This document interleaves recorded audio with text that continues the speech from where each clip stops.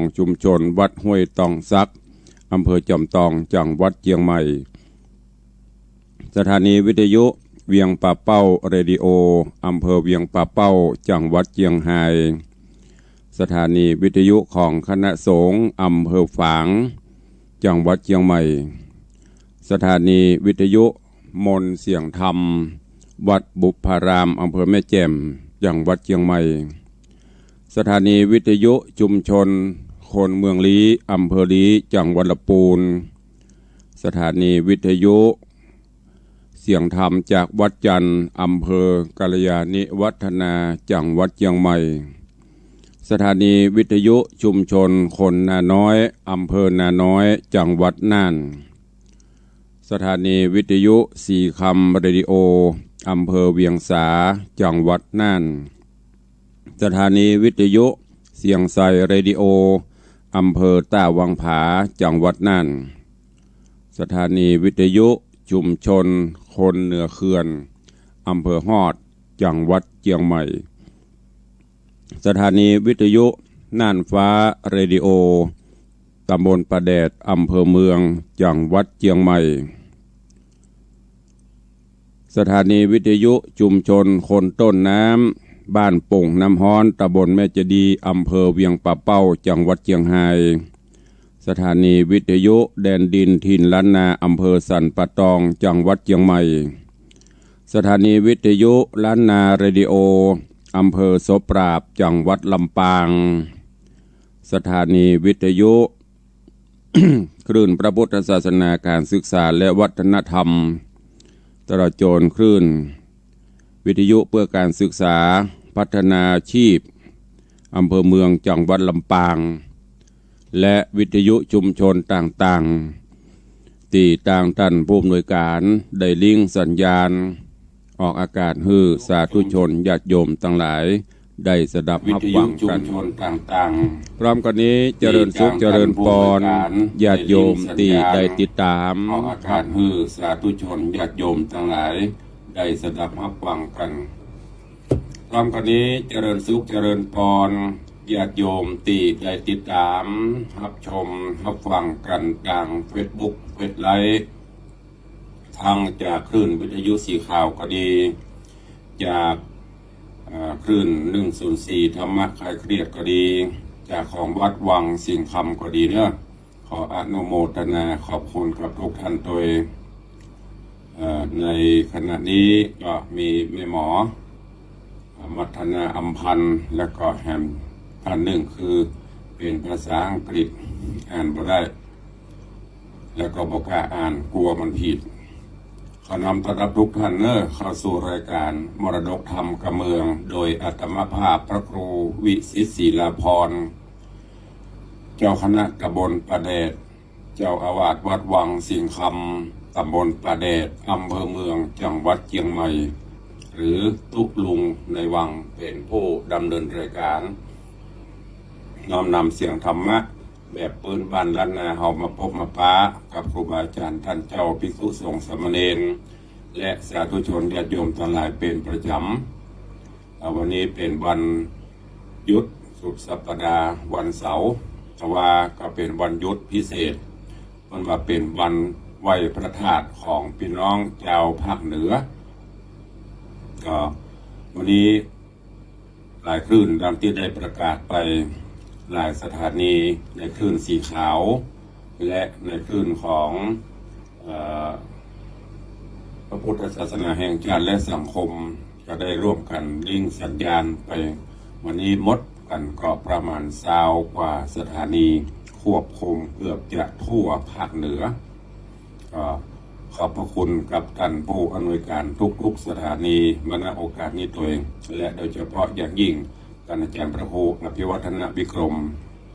ซึ่งก็เป็นผู้อำนวยการคลื่นวิทยุสีขาวได้มอบถวายเวลาให้กับรายการในวันพุธและวันเสาร์ วันนี้เป็นวันเสาร์ก็ได้รับแจ้งจากการเจ้าวันนี้ทุกสถานีลิงก์สัญญาณตามปกติในช่วงนี้ญาติโยมทั้งหลายอากาศก็จะเริ่มแปรปรวนแล้วอย่างตะวันนี้ในเมืองเชียงใหม่ก็ฝนตกมีลม แต่ทางรอบนอกก็มีพ่องบนโปรยปลายพ่องหยอดเม็ดมาพ่อง อากาศร้อนอบอ้าวในภาคกลางวันตอนค่ำตอนแรงนะมักจะมีฝนมีลมฝนนี่บ่กลัวนะ กลัวลมอินทวานี่ได้รับแจ้งทางเฟซบุ๊กก็ดีทางข่าวก็ดีพระบรมธาตุเจ้าเจดีย์ของวัดสวนดอกก็ได้รับผลกระทบลมปัดแผ่นตองจำโกตีเปิ่นปิดกระถาดตีระฆังคว่ำรู้สึกสัญญาณจะขาดหายเนอะก็สู่มาอภัยไปเพราะนั้นในช่วงนี้บ้านจองหอเฮือนที่มันประมันก็พยายามซ่อมแซมดูแลเนอะแต่ละจนใบไม้ต้นไม้ต้นตอกที่อยู่ใกล้บ้านใกล้จองถ้ากิ่งมันงำมันอย่างมากก็ตัดแต่งให้พ้องเนาะเพื่อความปลอดภัยของศรัทธาญาติโยมเฮาดูแลอันไหนที่มันมั่นคงก็ซ่อมแซมไปเพราะว่าในระยะหลังๆมานี้ธรรมชาติจะเพิ่มความรุนแรงเราจะว่าได้ดีเริ่มจะลงโทษมนุษย์อีกแล้วเวลาลมก็ลมแห้งเวลาฝนตกก็ตกหนักน้ำท่วมน้ำนองเวลาฮ้อนก็ฮ้อนธรรมชาติเริ่มจะบาลานซ์กันละอย่างถ้าฮ้อนเนี่ย30-40 องศาพวกคนเนี่ยก็ด้วยความเป็นห่วงจากทางรายการก็ขอเป็นกำลังใจให้ญาติโยมทั้งหลายวันนี้วันหยุดก็ขอให้เป็นวันความสุขของทุกท่านเนอะก็มาฟังน้ำฟังธรรมกันก่อนเนาะก็เดี๋ยวได้รายการ เราก็ค่อยค่อยจากันมาสู่มาเนอะเสียงอาจจะบาคิกเป่งค่อยปล่อยก็เดี๋ยวก็กระแฮมกระแอมออกไปก็ทำให้เกิดความรำคาญในการฟังจะได้ก็ตามขอสู่มาอภัยล่วงหน้ามันณโอกาสนี้ตัวเองเชิญญาติโยมทั้งหลายได้รับฟังธรรมเทศนาแบบพื้นเมืองเหนือในเรื่องของแห้ง3 ตัวบัว3 ดอกก็ได้นำมาเทศซ้ำให้ญาติโยมทั้งหลายเขาได้รับฟังเพื่อนำไปคิดพิจารณาและนำไปใช้ในการดำเนินชีวิตประจำวันการที่เข้ามาชมในรายการทาง Facebook ก็เมตตาได้กดแชร์กดไลค์ไปด้วยนะเพื่อให้ญาติธรรมในกลุ่มของเราในเพื่อนๆของท่านทั้งหลายได้ฟังน้ำฟังธรรมกันอย่างทั่วถึงโดยณโอกาสบัดนี้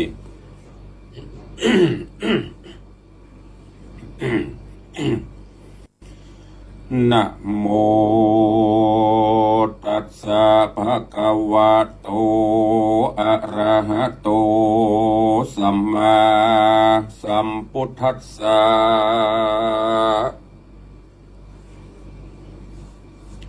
อัจเชวะกิจจมาตัปปังติสาทะโวดุราสัพพุริสะตังหลายมวลหมู่ยิ่งใจลำแล้วแถวเท่าได้ปากันมาไว้สากุมเก่าขาบนบพระเจ้าพระธรรมพระสงฆ์มีความประสงค์ฝักใฝ่เอาจิตใจใส่ในธรรมคับจำจี้บอกฮือก็ออกไม่ออกศรัทธา เป็นนาบุญนาเฮากูคนเกิดเป็นคนมาก็พบศาสนาพระพุทธเจ้าพ่อแม่แก่เท่าเดิมอ่อนเปิ้นได้สอนสั่งไว้เหือมันขาบไว้วันตาอย่าได้ลาสาพระมาดเกิดมา1 ชาติอย่าได้ขาดทำบุญจินตานเป็นเกินสะพานไก่ขึ้นจันฟ้าตาเฮามีอยู่แน่พอแน่บ่หันวันคืนร่วงลับปีเดือนเปลี่ยนพันเกิดแก่เจ็บตายตึงมือตึงวันเหมือนกันตัวหน้าตายบวยตายจ้าแล้วแต่บุญกรรมที่ได้กระทำปังหลังก่อนกี้ หูกายเฮานี้เป็นอนิจจังถึงธาตุสี่ยังก็ตายไปเตือน้อย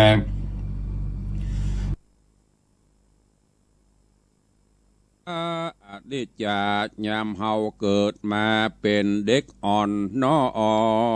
ยบ่หูที่ถอยกำคนเตาะแตะตวมเตรียมการไปมาพัดโหนการไปมาวกวนยืนนั่งบ่ได้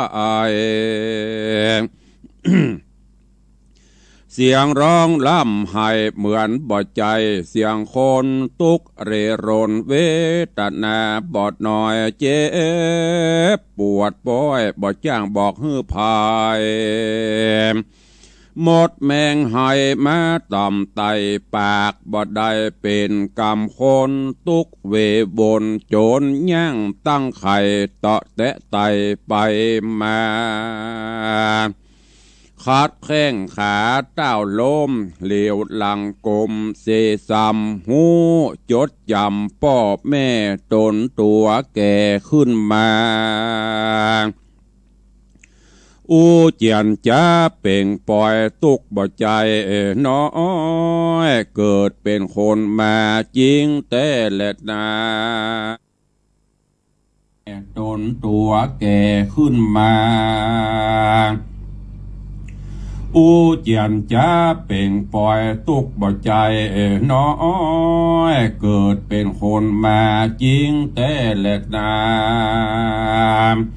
วันเวลาเดือนปีมีกาญาขึ้นใหญ่อวัยวะไข้จุอันมีผิวพรรณพุทธพองแต่งตัวนุ่งย่องกาญามีหน้าตาแช่มชื่นบ่โขมขึ้นในใจผิวย่องใหญ่ตึงเต่งเหมือนแสงพระจันทร์พองเดือนเปงแยงแว่นเล่งตัวเก่างามเหมือนแม่เจ้าสุจาดาโอ้ยนออนิจจาอนิจจาสังขาราบ่มันบอดเตียงหูบิดเบี่ยงเฟื่อนครอนมันบอดแน่นอนโคมตี้เหมือนดอกไม้กรีเจยบานเมินบอดนานเหี่ยวแห้งจริงหูแจงสัจธรรมผิวงามคำพูดพองก็มายันย่อนตรงเตงบ่ปุนหน้าตาเล็งก้อยพอมันเหี่ยวห่อหัวใจบ่จ้างเงียจะได้ร้องให้บ่ร้องบ่เป็นหายพระกล่าวไว้ว่าจะได้หลงลืมตัวโมกมุ่นเมามัวว่าบ่แก่บ่เท่าจะเสียใจโศกเศร้าไปโลนรีบทำบุญเตรียมไว้อายุเข้าใกล้ตาวันคำลงรีบปลดบ่มตัณหาบาปกระอาบปาตกต่ำจ้าอบายมนุษย์หญิงใจตายเหมือนกันจุภูหูวันเกิดบ่หูวันตาย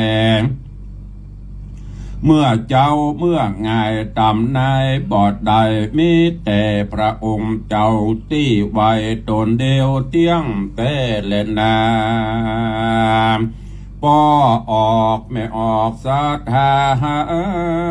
ตีนามานั่งว่าไอเปิ้นได้ตั้งปัญหาเป็นปริศนาธรรมไว้ตั้งแต่ไทยเดิมอ่อนนักปราชญ์บัณฑิตได้คิดกำสอนเป็นข้าวกำกรอนแฝงคติไว้นาดังจักได้ขานไขฮือเข้าใจแจ่มแจ้งว่ามีแห้ง3 ตัวบัว3 ดอกแท ถ้ากืดบ่ออกจากบอกแก้ไขกอยความไปเนอปอไม่ออกเจ้าอ่านว่าแห้งเท่านั้นนะเป็นจะได้ตามวิสัยแห้งมันกินของเน่าซากงัวควายเท่าที่เปิ้นฆ่าตาย จากอธิบายบรรยายหือหูมันมีที่อยู่ในตนตัวเฮาคือพระไตรลักษณ์บ่ใจภัยอื่นข่าวมนุษย์คนเฮานี้ไปบ่ปนบ่มีเหลื่อมโลนเสมอเหมือนกันบ่อย่าจะเล่นนะแห่งตัวที่หนึ่งนั่นจะคือหากมาได้อานิจจาเหมือนนาฬิกาหมุนไปเตื้อน้อยหมุนบนเคลื่อนคล้อยไปตามเวลาอายุตีคาก็เป็นดังอีเดิมอ่อนก่อนกี่เป็นละอ่อนเด็กขาเป็นหนุ่มสาวบ่าวมาโจรจะลาแก่เท่าเขี้ยวฟันวุ่มเบ้ากลางยานมาแสนลำคาญบ่อน้อยหูตาก็ป้อยมัวฟังย่างเตียวตังหลังกองย่างบอดตัดจ้องตาหาอังเตียวแห้งตัวที่สองเหี่ยวแขวนยิ่งตุกคอนขิงเหลือใจเป็นวัดจำไอโคกเป็นเบาหกเจ็บหลังเจ็บแอวปวดลงแผ้วหัวเข่าเอาไม้เต้าเป็นแหงพญาที่แฝงอยู่เฝ้าพญาที่108ปันเก้ายืมจังนี่แลทุกข้างเนอพ่อแม่จะเอาพระพุทธเจ้ากล่าวว่าพญาธิปิทุกขาชราปิทุกขาสัตว์โลกโลกาล่วงพ้นไปบ่ได้แต่แลนาแห่งตัวทวนสามนั่นนาคืออนัตตานี้เล่าพระพุทธเจ้าว่าบ่ใจตัวโตโอนบ่ท่ากังวลบังคับไว้บ่ใดจะไปเจ็บจะไปป่วยไข้มันก็บ่ฟังเนื้อหนังมังสางมันจะไปเหี่ยวฟันเขี้ยวจะไปครอนตาดำมอนจะไปมัวขุนผมขาวส่วนบุญจะไปมีมา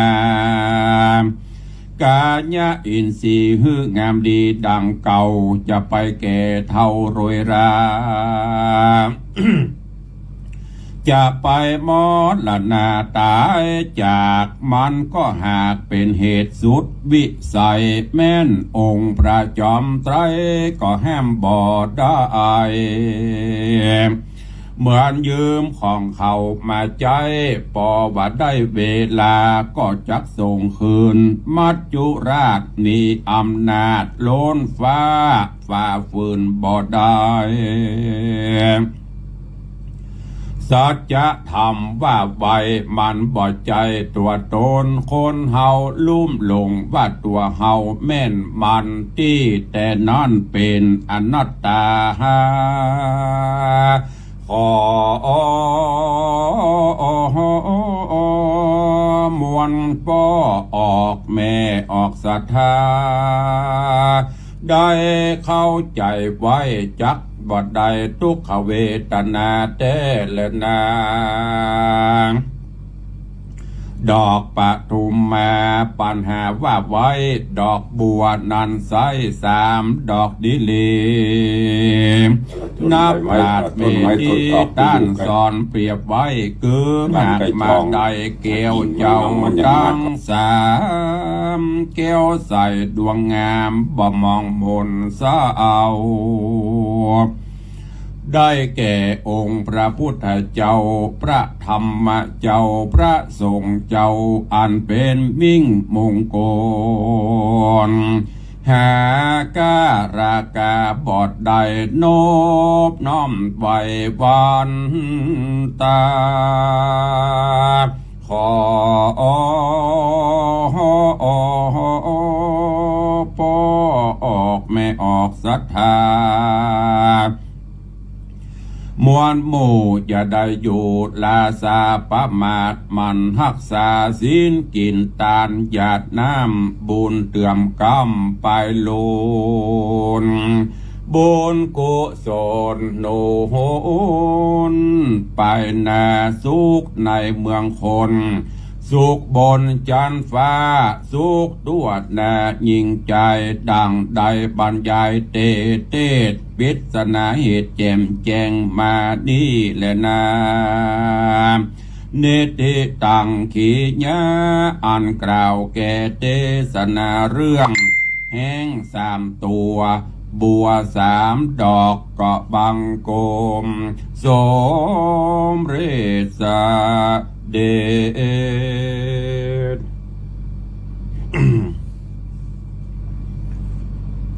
ก็วันนี้ได้ฟังธรรมเทศนาจบไปแถม1 ผูก 1 เรื่องในเรื่องของแห้ง3 ตัวบัว3 ดอกอันเป็นธรรมะข้อคิดเตือนจิตเตือนใจพุทธศาสนิกชนพอออกไม่ออกศรัทธานาบุญทั้งหลายอย่างได้ทำเพิ่นบอกนั่นแห้งนี้กับเจมีที่ไหนแห้งนี้ก็อยู่กับตัวเขาเนี่ยอยู่ในตัวของเขาอยู่ในตัวของศรัทธาญาติโยมในตัวของพระสงฆ์องค์เจ้าอันตัวที่1ก็คืออนิจจัง อนิจจังบจีรังเที่ยงมั่นหูความเหนี่ยงไปมาไปอยู่ในอนัตสัญญาของไผปรับเปลี่ยนก็ไม่ได้บอกกล่าวมันก็ไม่ได้เปลี่ยนไปตามของเปิ้นเคลื่อนคลายย้ายไปลองสังเกตจากตัวเฮาเจ้าข้าตั้นทั้งหลายนับตั้งแต่เมื่อเฮาเกิดมาตัวน้อยๆแล้วมันก็ก่อยๆคืบคานเคลื่อนคอยย้ายไปสู่วัยหนุ่มวัยสาวตายจากวัยหนุ่มวัยสาวก็เริ่มเข้าสู่วัยกลางคน แล้วก็เข้าสู่วัยชราแก่ตัวชรามาก็เคลื่อนคล้ายย้ายไปก็เป็นผีตายเหลือแต่กระดูกนี่คืออลักษณ์อนิจจังซึ่งเป็นของที่เฮาได้หูเฮาได้ยินมาโดยตลอดมันมีภัยที่จะหลีกเลี่ยวมันมีภัยที่จะโป้นได้อันตัวที่2ทุกขังก็คือความทุกข์ที่บังเกิดในตนในตัวผมว่าเป็นเจ็บไข้ได้ป่วยเป็นพยาธิเป็นนั่นเป็นนี่ทุก108 พันประการปบปะกันมีมันมาตลอดสภาวะธรรมเกิดขึ้นบางวันกับบางเตือกก็ดีบางเตือกก็เป็นหั่นเป็นนี่เจ็บปวดหั่นเจ็บปวดนี่ความเปลี่ยนแปลงอย่างต่างๆเกิดขึ้นในตัวเขาเนี่ยตัวที่3อนัตตาซึ่งปัจจัยตัวปัจจัยตนไปอยู่ในการบังคับบัญชาของไผบังคับมันก็ไม่ได้มันเป็นใจของเฮาลงตาจะไปมัวไปฟังเนอะก็ว่าบ่ได้ผมบนหัวจะไปงอกเนอะก็ว่าบ่ได้ผิวหนังเนื้อหนังมังสังกูขอฮื้อเต่งตึงไปจะเนี้ยเนอะสดใสพองใสไว้เนี้ยจะเนอะก็ว่าบ่ได้เปลี่ยนไปเปลี่ยนแปลงไปเพราะเหมือนอย่างเขายืมของเปิ้นมาใจถึงเวลาก็ต้องคืนไปฝ่าฟื้นมาได้มัจจุราชมันต้ยเฮาถึงวันเนี้ยแต่ว่าบางคนที่บ่ได้คิดบ่ได้พิจารณาก็จะไปหลงในตัวเก่าผมงอกหน่อยก็ไปย้อมเหรออยู่นางโหนเหี่ยวย่นก็ไปดึงเหรอญาติโยมทั้งหลายจะเนี่ยจะได้ก็จ้างแต่มันตึงฝืนบ่ได้มันก็เพียงแค่ปิดบังไปได้ชั่วคราวมาเมินบรรนานมันก็ปีกมา สิ่งที่แน่นอนที่เราควรจะยึดถือเอาเป็นหลักที่เปิ้งตั้งจิตตั้งใจนั่นก็คือดอกบัว3 ดอกดอกบัว3 ดอกคืออย่างกับเกี่ยวเจ้าทั้ง3พระพุทธพระธรรมพระสงฆ์เนี่ยเป็นสรณะที่เปิ้งที่เคารพนับถือของเฮาคุณพ่อคุณแม่คุณครูบาอาจารย์ผู้มีพระคุณทั้งหลายรู้จักบุญจักคุณมีความกตัญญูกตเวทิตาธรรมรู้จักเคารพนอบน้อมบูชาสิ่งเหล่านี้จะนำพาให้ชีวิตเฮาเป็นสุขครอบครัวเฮาเป็นสุขแต่ถ้าเฮาบ่เอาสิ่งต่างนี้บ่ยึดบ่ถือบ่มีความเคารพนอบน้อมบูชาบ่มีความอ่อนน้อมถ่อมตนบ่มีความเพียรบ่ได้เอาศีลเอาธรรมบ่ได้เอาธรรมะมีปัญหาเดี๋ยวกับแมปหายไปสัญญาณเน็ตบ่ค่อยเสถียรก็ต้องขอสุมาตัวก็หวังว่าธรรมเทศนาที่ได้น้อมนำมาเทศน์ให้ญาติโยมทั้งหลายก็คงจะน้อมนำไปคิดพิจารณาแล้วก็เอาไปใช้ในการดำเนินชีวิตประจำวันเนอะจะพบกับความสุขบานใจในช่วงนี้มียังที่จะเป็นที่เปิ่งที่เคารพเฮานอกจากสรณะที่เปิ่งที่เคารพนับถือเฮาก็คือเกี่ยวเจ้าทั้ง3 ประการตลอดจนคุณพ่อคุณแม่ผู้มีพระคุณอันเนี้ยเป็นสิ่งที่ประเสริฐสุดแล้วเนอะก็ฝากไว้กับทุกท่านตัวก็วันนี้ก่อนที่เราจะได้เปิดหน้าไมค์อู้จ๋าแจ้งผลการรับฟังนั่นตุลุงก็ขออนุโมทนาบุญกับญาติโยมศรัทธาเนอะที่ได้ร่วมโมทนาบุญกับต่างวัดวังสิงห์คำตามที่ต่างวัดได้เชิญชวนศรัทธาร่วมเป็นเจ้าภาพไม้กรรมสลีกรรมจตาเสริมบารมีปีใหม่อันนี้ก็เพื่อบริการให้ญาติโยมศรัทธาที่บ่มีเวลาส่วนท่านจะเป็นเจ้าภาพก็ได้บ่เอาก็ได้มันมีปัญหาเนอะแต่กูปีญาติโยมก็ถามก็ได้ดำเนินการเอาใจเถอะตัวใจญาติโยมศรัทธาไปคือผู้เฒ่าผู้แก่เปิ้นแป่งไม้กำหลวงไม้กำจะตาเสริมบารมีปีใหม่ตามฮีดตามหอยเนอะไม่ได้บังคับตามฮีดตามหอยถ้าจะเป็นเจ้าภาพก็แจ้งความจำนงมาหรือจะมาเป็นเจ้าภาพมากำโดยตัวเองได้ก็สุดแล้วแต่ชุดละ500 บาท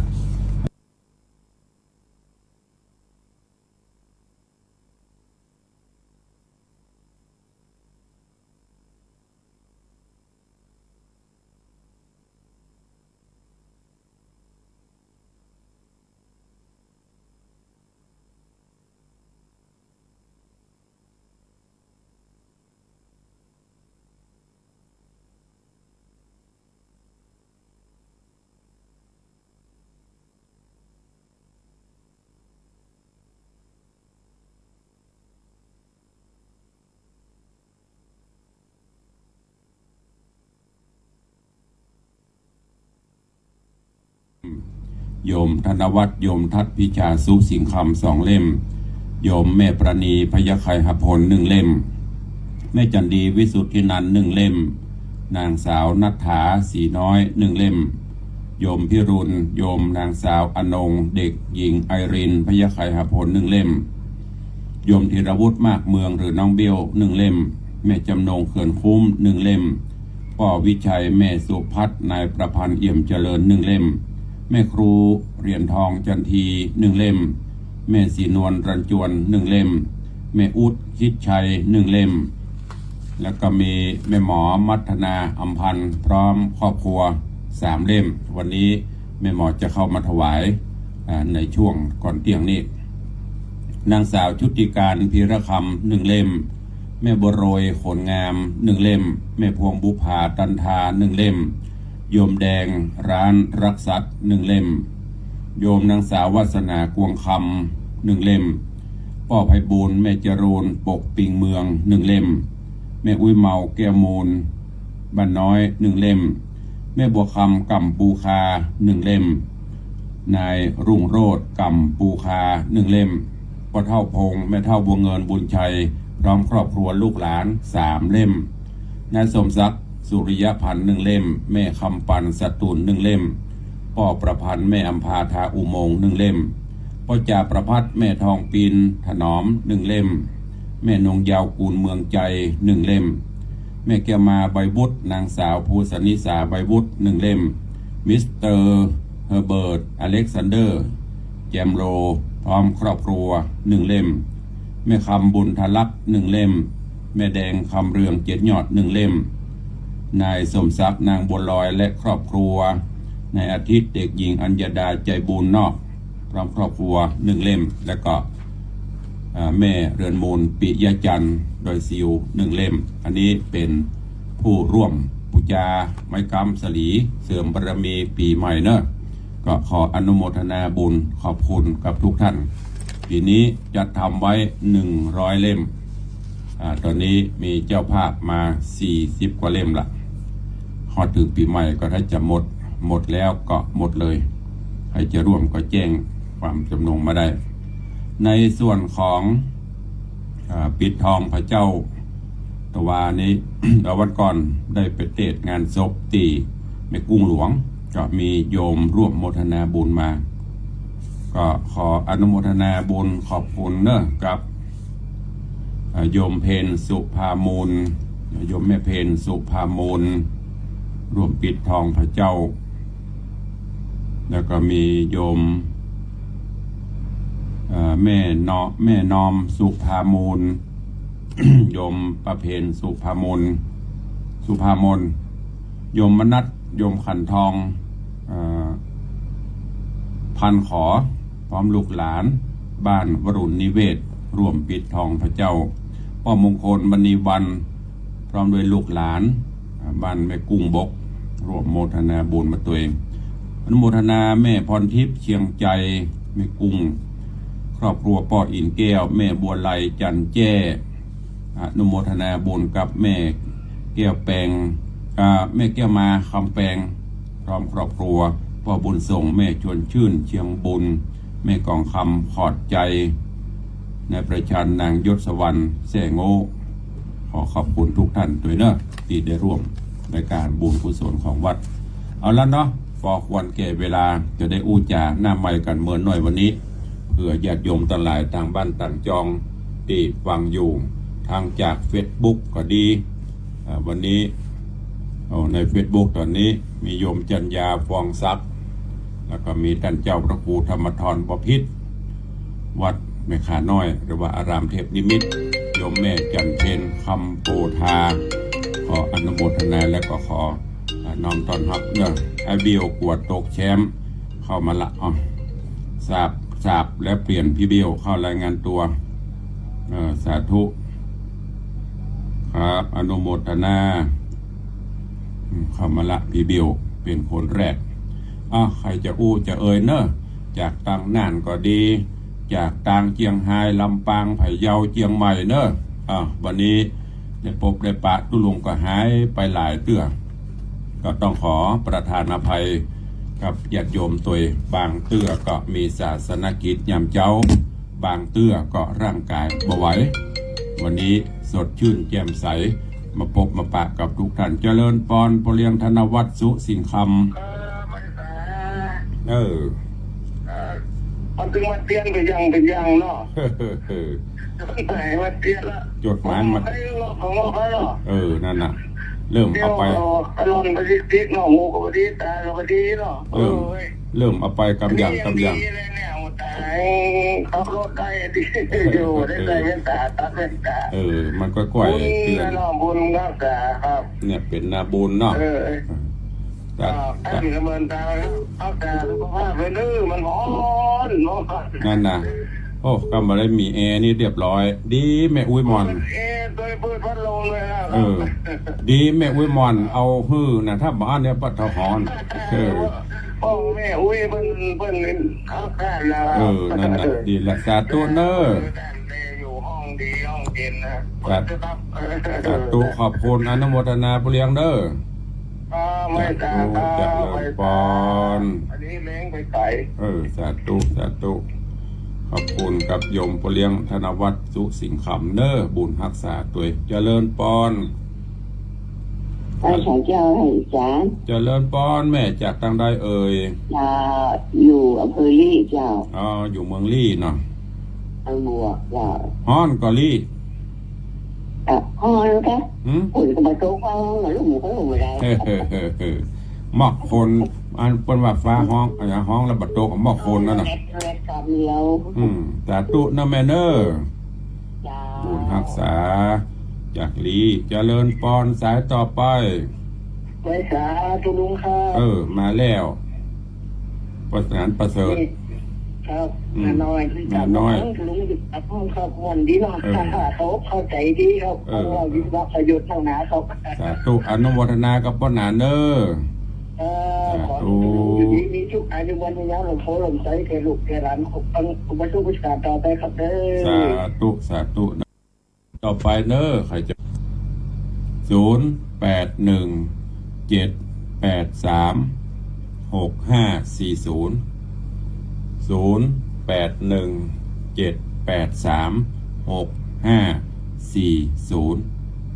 เข้ามาเด้อ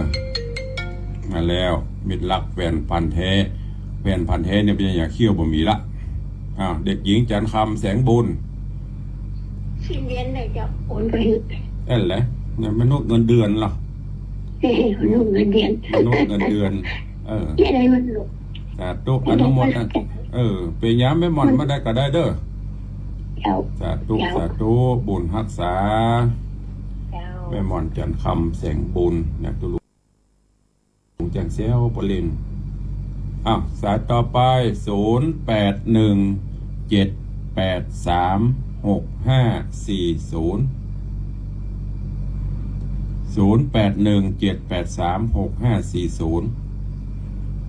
วันนี้ท่านเจ้าเลขาหลวงพ่อ เลขาหลวงพ่อรองจังหวัดกราบถวายความเคารพเนอะวันนี้เข้ามารับชมรับฟังเป็นขวัญกำลังใจท่านพระครูเลขาแล้วก็มีโยมปัทมาแจมโรกำลังเข้ามาก็ขอต้อนรับเนอะมาละเสือใต้ว่าใดเจริญปอนแม่เลี้ยงห้องแม่เลี้ยงกับพ่อฮัลโหล เจ้าสาธุก็ได้เป็นแต่เตอ ประเด็นนี้กำลังเปลี่ยนมาเกิงเนาะ อาหารอันตะแตงก็เลี้ยงนะมันจะเป็นกระสอบนะ เจ้าเนี่ยว่าเต็มเสวียนเหรอเต็มเสวียนท่าน โอ้อนุโมทนาบุญตัวเอง กระสอบมันน้อยเต็มเสวียนท่านปะโต้พอพ่นเอาตาลกระเตะเปิ้นว่าอย่างก็คิจิอย่างนี้เปิ้นว่าอย่างก็อย่างเขาลืมเวลากรรมพระกรรมผายิ่งได้อย่างกรรมลืมไปละ คุณเป็นนักเราเป็นพร้อมกูอย่าง นั่นนะก็เขาจะสร้างให้มันเหมือนเปิ้นเนอะเกือบจะเหมือนละ เกือบจะเหมือนแล้วกับเจ้าสาธุ อนุโม ตอน ท นี้ นา นั่ง บุญ อยู่กับเจ้าอยู่วัดกับเจ้า อยู่พาเขาตอนเดียว อยู่พาเขาตอนเดียวมาตอนจะไปเฝ้าพระอินทร์ ไปเฝ้าพระอินทร์ จำวัดกับเจ้า ไปเฝ้าพระอินทร์โอ้ย จำวัด ขอบคุณหลาย ท่าน ๆ เดี๋ยวแม่ว่าจะเอาอย่าง ไปถวาย เอาไม้ออกแห้งๆด้วยบ่ได้เดี๋ยวจะสวดออกไม้ เจ้า ให้เบิร์ดก็ว่ากันเจ้าเมื่อละอ่อนแล้วจะไปให้เบิร์ดก็ว่า ไปแถวนั้นน่ะ สาธุเบิร์ดก็ว่ากันเดี๋ยวหลังไม้ก็เด้ออย่าเลินก่อน สาธุ บ่ได้เดี๋ยวจะสวดออกหน้าไม้ ต้องเอาออกห่างไม้หน่อยสายต่อไป0817836540วันนี้ไม้กำยังไม่ได้ซักเล่มด้วยเนอะ อู้แต่พ่องเล่นพ่องเนอะอู้กันนัวไข้หัวกันม่วนยามเจ้ายิ้มวันละนิดจิตแจ่มใสไข้หัววันละน้อยอายุยืนถ้านั่งไข้หัวคนเดียวกับเป็นผาบี้ ใครว่าเป็นผีบ้าแจ้งไปแจ้งนั่งไข้หัวแค่คนเดียวนะนี่ตุลุงไม่ได้เปลี่ยนเนอะไข้หัวกับญาติโยมมาได้ใครจะอู้ตัวเข้ามาเนอะ0817836540วันนี้ขนาดลิงก์ไปเป็นซาวกว่าสถานีกันแล้วมีคนโทรเข้ามาเยอะมาถึง6 สายตอนนี้ มีไผ่เนี่ยมีพ่อเลี้ยงธนวัฒน์เหรอมีน้องเบี้ยวเหรอมีพ่อนานประเสริฐเหรอมีแม่ประณีเหรอแล้วก็มีโยมแม่จากลีมีแม่หม่อนจันคำยังมาถึง10จ้ะเนี่ยเอาใจลายแล้วเนอะเลดเนี่ยมันตกอีปล่ำปเหลือนี่เจริญปอนแม่เลี้ยงสิ่งเหนือเป็นโต๊ะก่อนฝนมีแม่ฮ้อนน่ะแต่ว่าตกสัก20 เม็ดตะกะโอ้ยจะดีวันก่อนนั้นตกแฟนหน่อยลมเป็นลมแบบให้บดีนะแต่ว่ากวาดขี้เงีย2 รอบมายองหอมปูมาได้30 ปีโอ้ยขายกันบักไรจะไปตกเดี๋ยวว่าเขาเอาไปแปลงน้ำหอมเวลาบักไรสาธุอนุโมทนานะแม่เด้อสาธุบุญรักษาวันนี้มาครบสิ่งเหนือเสือใต้ชายกลางเจริญปอนไปนะพระครูเจ้าจากไหนจากตั้งได้จากไม่เลื่อนเส้นต่อวังเหนือเจ้าจากวังเหนือมาปะวังสิงคำใต้เนาะเจ้าอนุโมทนาฟัง90เจ้าสาธุขอบคุณสัญญาณชัดดีเนาะเจ้าจะสินดีใส่กันทำหรือยังก็ใส่กันทำล่ะจ้าใส่กี่บาทวันนี้สาธุอนุโมทนาเด้อจะเลินปอนแม่อุ้ยมอนจากลำปางสาธุเอาเจริญปอนสายต่อไปกลับมาราชการเจ้าหลวงพ่อเจ้าจากตั้งได้อาจารย์ตอนนี้ยังเป้าเจ้าเวียงป่าเป้าเชียงไฮ้เจ้าฟังอยู่ฟังพระอินทร์แต่เจ้ามาตอนนี้เขาว่าแม่เพิ่งมาเข้าใจว่าเฝ้าพระอินทร์เนาะบายไปเฝ้าพระอินทร์เจ้าฮ้อนก็เปิดแอร์ไปเนอะหลวงพ่อนั่นนะก้าวไฟกับเสียงหนักในเดี๋ยวไปเสาะก้าวไฟจากโยมนั่นเนอะก็แม่ก็จำวันละบาทสาธุเด้อเจริญปอนเจ้าติดตามทั้งเพศตลอดเลยเจ้าสาธุจากเชียงรายชายเรียงเสียงสัญญาณชัดเจนเจริญปอนเจ้าชัดเจนดีนะเจ้ายังไม่ออกมันจะไปทำบุญวันนั้นนะเจ้าสาธุเนอบุญรักษาเนอจ้าว่างๆก็แวะมาเนอเจ้าใส่กันเท่าไหร่เนอ2 บาทได้จ้าสาธุจากแม่อ่อนเจริญปอนสายต่อไปภาษาเจ้าจากตั้งได้จากร่องกวางแต่เจ้าร่องกวางจังหวัดแพร่เจ้าสัญญาณชัดเจนดีเนาะชัดเจนดีเจ้าถ้าบ่ใส่กันทำมันบ่ชัดเนอะต้องใส่กันทำตัวแป้นี่แปลงหน่อยเนอะแป้นี่5 บาทยังใหม่นี่เอา3 บาทพอละเจ้าทั้งทุกเจ้าทุกแรงเจ้านั่นน่ะเจ้าละ5 บาท5 บาทเนอะเจ้าทุกอนุโมทนาเจ้าเลินปอน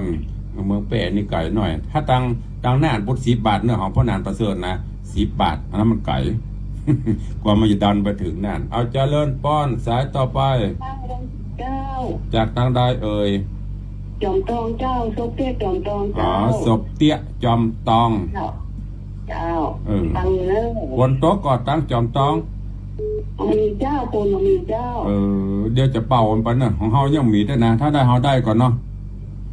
ถ้าตอนนี้ตกเลยจะยูเมฆหล่องไปเนอะเอาไหลน้ำปิงหล่องไปเนอะ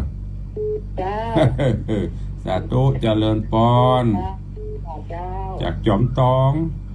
อำเภอหอดเนี่ยเจริญปอนไว้สาเจ้าท่านพระครูจากที่ไหนจากแม่จันเรือนใสบ้านเวียงตะการเจ้าเด็กหญิงจันเรือนใสใส่กันทำเนอะ3 บาทเจ้าใส่เอามา5 บาทดีละได้กำไร2 บาทอยู่สาธุปีพุทธกแล้วก็ไปประเทศอิสราเอลแล้วก็ลวดไปอาหรับเนาะจะไปเฝ้าพระอินทร์ไหมพระอินทร์สั่งเข้าเฝ้ามันฮ้อนมาแต่มาตอนไปไหนด้วยลูกพอดีวันนี้โยมแม่หมอมัทนาจะเข้ามาตานไม้กั้มกะพอแจ้งมาก็เลยต้องอยู่แล้วก็มีโยมแม่ปานีจะเข้ามาสาธุเนออนุโมทนาไว้ จากเจ้า อ้าวสายต่อไปตอนนี้ลงละเข้ามาใหม่เนอะใครที่โทรประจิตสายมันแน่นวันนี้เข้ามาใหม่เนอะ0817836540เหลือเวลาแถมหน่อยเนอะวันนี้หางเวลาไว้เพื่อได้ได้จากกันทำกับหมอกปอกับเวลาจบพอดีเจ้าว่าตุลุงกินบอมเนอะทำจบพอดีเวลาก็เหลือพอควรเพราะว่าวันนี้ลิงสัญญาณไปทั่วดังเหนือก็ปุ่นใช้ประการฝางดังใต้ก็ตั้งแต่น่านขึ้นมาเรื่อยๆพะเยาเชียงไฮ้ลำปางลำปูนเชียงใหม่ครอบคลุมไปโดยเมตตาบารมีของผู้อำนวยการท่านพระครูอภิวัฒนวิกรมคลื่นวิทยุสีขาววันนั้นเปิดมีการประชุมพระนักพัฒนาพระนักเผยแพร่เปิดมีกิจกรรมกันนักก็โดยเมตตาของญาติโยมศรัทธาเขาเนี้ยอุปถัมภ์อุปถาก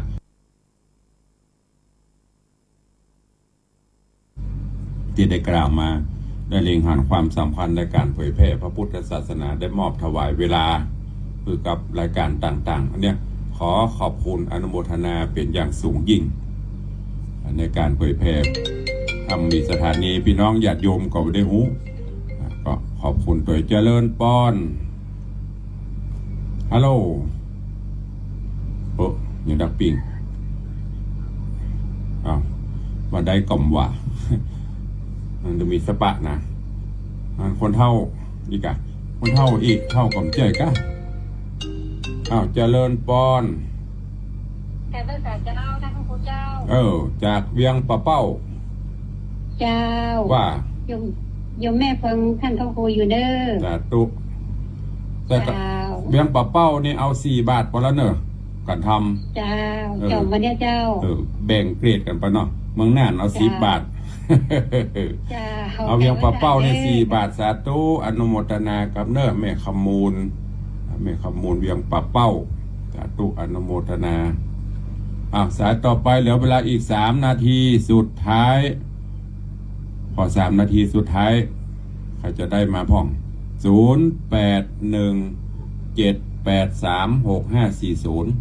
ตอนนี้ในเฟซยังอยู่ที่แม่จันเพนคำโพธา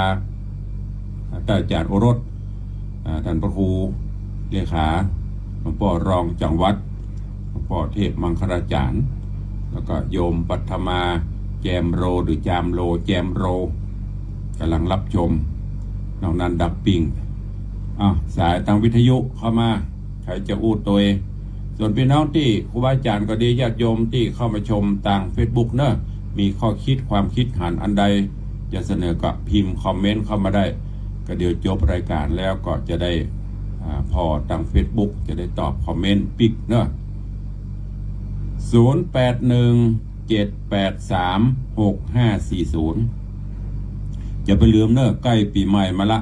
พายังมาได้เป็นเจ้าภาพตาลไม้กำไม้สลีพร้อมจอดตุงที่ทางวัดวังสิงห์คำได้จัดทำไว้ให้ญาติโยมต่างหลายเนอะเหลือน้อยลงทุกวันวันหนึ่งก็ได้มาญาติโยมศรัทธามาเป็นเจ้าภาพหมดแล้วก็หมดเลยเป็นไม้กำหลวงเนอะไม่ใช่ไม้กำเต่านิ้วก้อยนี่นะไม้กำเลี่ยมเต่าแขนนี่เต่าแขนเก่าอย่างเนี้ยไม้กำหลวงพร้อมตุงใส่หมูตุงใส่จางใส่หมูเนี่ยเป็นฮีตเก่าประเพณีเดิมใครที่เป็นเจ้าภาพไม้กำปีแล้วอายุยืนมาถึงปีนี้อยู่นะได้ถึงปีหน้ากำไปเป็นปีเนาะประคองไปปีไหนมีเรื่องท่านผู้ใดจะเป็นเจ้าภาพจะร่วมโมทนาบุญปัจจัยกำดับไปไหนเป็นการน้ำกับไฟบำรุงวัดวาอารามพัฒนาวัดเนี่ยถ้ามีพี่น้องศรัทธานาบุญช่วยก็วัดวาอารามก็เศร้าหมองการน้ำกับไฟบ่มีก็ได้ดับปิ้งอันนี้ก็เป็นการได้2 ต่อได้บุญได้กุศลไปเนอะท่านผู้ใดมีเจตนาศรัทธาจะร่วมโมทนาบุญก็ติดต่อแจ้งความจำนงได้ที่เบอร์0817836540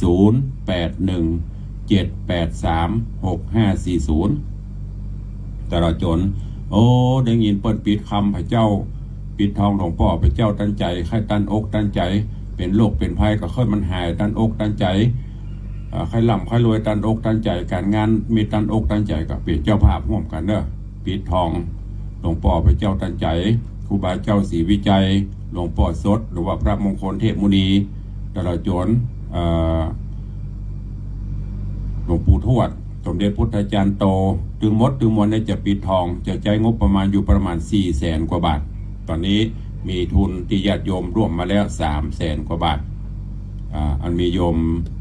พอเลี้ยงบุญส่งหรือว่าพี่ธนวัฒน์โยมปีทัดพิชาสุสิงคำร่วมมา200,000 บาทแล้วก็มีโยมจากกรุงเทพสายบุญของแม่ชีอย่างก็แม่ชีสีบุตร100,000นอกนั้นก็ศรัทธาหอมกันคน400-500 ปัน2 ปันแผ่นละ9 บาทเนอะใครจะร่วมโมทนาบุญก็เจริญปอนเจิญเอาแล้วนอกเงียบปิ้งตึง Facebook ก็ยุกอยู่ที่โยมปัทมาแจมโรตังโทรศัพท์ตังวิทยุก็ดักปิ้งเวลากับหมดพอดีก็ขอนำรายการจากญาติโยมศรัทธานาบุญไปก่อนเนาะขอความสุขสวัสดีและขออนุโมทนาบุญขอบคุณกับครูบาอาจารย์ท่านเจ้าผู้อำนวยการทุกสถานีญาติโยมศรัทธา FC แฟนรายการทุกท่านเนอร์ขอความสุขสวัสดีจุงบังเกิดมีกับทุกท่านจุตนจุองค์จุผู้จุคนเนอร์จัตตาโรธรรมาวัตันติอายุวันโนสุขังพระลา